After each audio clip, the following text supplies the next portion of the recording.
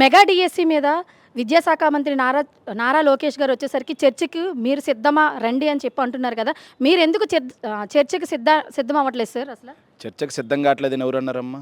Always చర్చకు సిద్ధమే. కాకపోతే నారా లోకేష్తో జగన్మోహన్ రెడ్డి గారు చర్చించేంత పెద్ద స్థాయి నారా లోకేష్ది కాదు. నేను వస్తా చర్చకు రమ్మని చెప్పి మా పార్టీ నాయకులు అందరూ అంటున్నాం. సో చర్చకు రాకుండా ఇంత స్థాయిలో ఉధృతంగా జరుగుతుంటే తుర్రో అని అమెరికా బారిపోయింది ఎవరు? నారా లోకేషా మేమా? ఎవరు బారిపోయారు? సో వాస్తవంగా ఇది ఎంత దుర్మార్గమైన చర్య అంటే, నా మీద మీరు ఒక దొంగతనం చేశామని అలిగేషన్ వేశారమ్మా.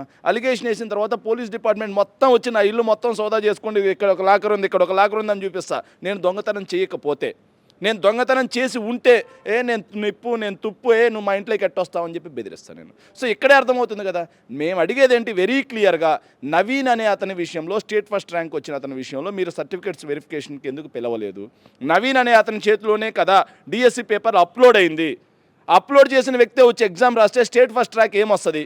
సో ఈ విషయంలో ఒక్క నవీన్ దగ్గరే పేపర్ లీకేజ్ అనేది ఆగిందా, లేకపోతే నవీన్ వాట్సాప్ నుంచి ఎంతమందికి వెళ్ళింది అనేది పూర్తిగా ఎంక్వైరీ జరగాలి అంటే సో సిబిఐ ఎంక్వైరీ మేము అడిగాం. దమ్ముంటే విచారం చేయకుండా బస్తీ మీద సవాల్ అంటాడు. కుస్తీ పోటీకి ఏమన్నా వచ్చాం మనం? ఏమన్నా బస్తీ మీద సవాల్ అనడానికి?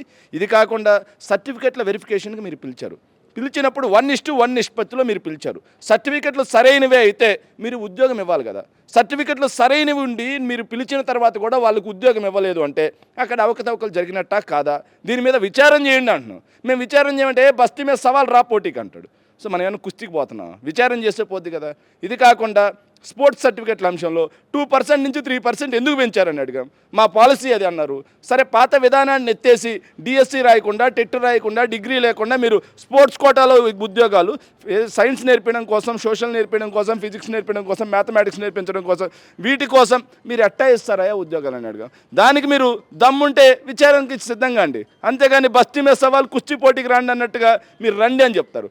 ఒక ఆయనేమో పోయి దాడి చేస్తాడు, ఇంకొక ఆయనేమో పోయి కోడిగుడ్లు వేస్తాడు, ఇంకొక ఆయనేమో పోయి మూత్రం పోస్తాడు, ఇంకొక ఆయన వచ్చి రాండ్రా చూద్దాం మా ఇంటికి అంటాడు, ఇంకొక ఆయనేమో రే ఎట్లారా బయటకు అంటారు. ఏంది ఇది? పాత బీహార్ తరహా జంగిల్ రాజు నడుస్తూ ఉందాడ. అంతే తప్పిస్తే ప్రజాస్వామ్యం నడవట్ల. మీరు తప్పు చేయకపోతే, మీ కుమారుడు మంచోడైతే, ఎలాంటి అవకతవకలు జరగకపోతే, నాడు జగన్మోహన్ రెడ్డి గారు అడిగారు కదా, సిబిఐ విచారణ చేసి నా కుమారుడు తప్పు చేస్తే సెండ్ హిమ్ టు గ్యాలోస్ అన్నాడు. ఉరి తీయండి అన్న. సరే, రాజశేఖర రెడ్డి గారు ఆ రోజు అన్నమాట. రాజశేఖర రెడ్డి గారు జగన్మోహన్ రెడ్డి గారి గురించి మాట్లాడిన మాట అది. మరి ఈరోజు ఉత్తర కుమారుడైనటువంటి నారా లోకేష్ డిపార్ట్మెంట్లో ఎలాంటి అవకతవకలు పాల్పడకపోతే ఎందుకు విచారణ చేయించండి? మీ కొడుకు నిప్పని చూపించండి, మీరు తుప్పని నిరూపించండి. ఎవరొద్దన్నారు? సో అది మేము కోరుకుంటున్నాం. అంతేగాని మీలాగా బస్తీ మీద సవాల్, రండ్రా కొట్టుకుందాం, చూసుకుందాం, తొడలు కొట్టుకుందాం అన్నట్టుగా ఈ రౌడీజం ఏంటి? ఈ గూండాయిజం ఏంటి? వైఎస్ఆర్ కాంగ్రెస్ పార్టీ శాంతియుతంగా భారత రాజ్యాంగం మాకు కల్పించిన హక్కుల ప్రకారం విచారణ కోరుకుంటున్నాం మేము. అంతేగాని మీలాగా దాడులకు రండి, కొట్టుకుందాం రండి అన్నట్టు మేము కోరుకోవట్లా. సో దీన్ని బట్టి అర్థం కావట్లేదా ఎవరిది రౌడీ పార్టీ, ఎవరిది గూండా పార్టీ అనేది కూడా ఒకసారి ఆలోచన చేయాలి. అలాగే ప్రస్తుతం సోషల్ మీడియా అంతా కూడా టీడీపీ ఎమ్మెల్యే గోవిందరావు గారి కుమారుడి హత్య కేసు అనేది వైరల్ అవుతుంది. దాని మీద మీరేమని స్పందనిస్తారు?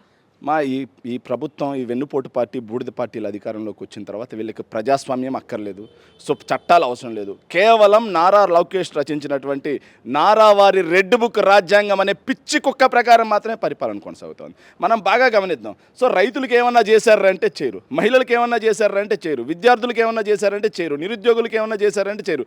అన్ని వర్గాలని వెన్నుపోటు పడడంలో మాత్రం మాస్టర్ డిగ్రీ వీళ్ళు చేస్తారు. తర్వాత ఎంత దుర్మార్గంగా వైఎస్ఆర్ కాంగ్రెస్ పార్టీ వాళ్ళు ఎవరైనా నోరెత్తితే నిజంగా చాలా బాధ అనిపిస్తుంది. ఎందుకంటే ఎంత బాధపడిస్తుంది అంటే, సో వైఎస్ఆర్ కాంగ్రెస్ పార్టీ వాళ్ళ మీద, ఎవరి మీదైనా సరే తప్పుగా తీసుకెళ్లడం కోసం మాత్రమే వీళ్ళు ముందుకెళ్తున్నారు తప్పిస్తే వైఎస్ఆర్ కాంగ్రెస్ పార్టీ వాళ్ళని ఏ రోజైనా సరే వేధించడం కోసం మాత్రం వీళ్ళు వాడుతూ ఉంటారు. ఎంత దుర్మార్గంగా అంటే 2014 నుంచి 19 మధ్యలో ఒకసారి చూస్తే బోండావు మా కుమారుడు యాక్సిడెంట్ చేసి ఒకసారి చంపేస్తే, ఇక్కడే ఈ పక్కన ఎడ్లపాడే చంపేస్తే, సో దాని మీద ఏమని పెడతారు? యాక్సిడెంట్ అని పెడతారు. ఇంకో పక్క తెలుగుదేశం పార్టీకి చెందినటువంటి ఎమ్మెల్యేలు, ఎంపీలు పుత్రులే నేరుగా యాక్సిడెంట్ చేసేసి చంపేసినా సరే ఎక్కడైనా సరే యాక్సిడెంట్ కేసు అని పెడతారు. మొన్న చూసాం, సీదిరి అప్పలరాజు గారు కుమారుడు ఎవరైతే ఉన్నారో ఆ అబ్బాయి ఒక తప్పుగా ఒక యాక్సిడెంట్ జరిగింది. పొరపాటు, అది ఖచ్చితంగా యాక్సిడెంట్ అంటే పొరపాటు జరిగింది. కావాలని ఆ పిల్లడు మద్యం దాగేం చేయలేదు. సో తర్వాత 108కి ఫోన్ చేసింది వాళ్ళే, స్టేషన్కి తీసుకెళ్ళి వాళ్ళ కుమారుడిని అప్పచెప్పింది సీదిరి అప్పలరాజు గారే. కానీ వాళ్ళకున్న మీడియా బలంతో దాన్ని చిలువలుగా వక్రీకరించి పడేసి ఎట్ట కావాలంటే అట్ట ఆయన మీద వ్యక్తిత్వ హననం చేసి ఆయన్ని జైలుకి పంపించారు. సరే, మామిడి గోవింద్ అక్కడ ఉన్నాడు ఒక అతను. వాళ్ళ కుమారుడి అంశంలో మావిడి గోవింద్ యొక్క ఆడియో వింటే చిచ్చి వీళ్ళ ప్రజాప్రతినిధులు అనిపిస్తూ ఉంది. సో నాకు నేరుగా అడ్వకేట్ అటార్నీ జనరల్ నాకు వెరీ వెరీ క్లోజ్ ఫ్రెండ్. ఆయన వస్తే పొద్దునకే కేసు తారుమారు చేసేస్తా, మీ మీద తిరిగి కేసు పెట్టేస్తా, నేను అనుకుంటే కేసు నిలబడదు, ఏం నిలబడదు, ఇదిగో 5 లక్షలు డబ్బులు తీసుకో, ఇదిగో నీకు పెన్షన్ ఇప్పిస్తా, ఇదిగో నీకు ఉద్యోగం ఇప్పిస్తా అని చెప్పి నేరుగా బెదిరించి ఆయన కుమారుడి స్థానంలో ఒక డ్రైవర్ని తీసుకొచ్చి పెడితే ఇది కాదా హిట్ అండ్ రన్ కేసు అంటే, ఇది కాదా కల్పబుల్ హోమిసైడ్ అంటే, ఇది కాదా హత్య చేయడం అంటే, ఇది కాదా నిజంగా సాక్ష్యాలను తారుమారు చేయడం అంటే అని చెప్పి చంద్రబాబు నాయుడు గారిని అడుగుతా ఉన్నాం. దీనికి సమాధానం చెప్పండి. సో ఏదైతే సీదిరి అప్పలరాజు గారికి తప్పుడు కేసు పెట్టినటువంటి మీరు మరి వాస్తవంగా తప్పు చేసినటువంటి మామిడి గోవింద్ గారి మీద వాళ్ళ కుమారుడి మీద ఎందుకు కేసు పెట్టట్లేదు? చట్టాలు కేవలం మీకే చుట్టాలా అని చెప్పి నేరుగా అడుగుతా ఉన్నాం.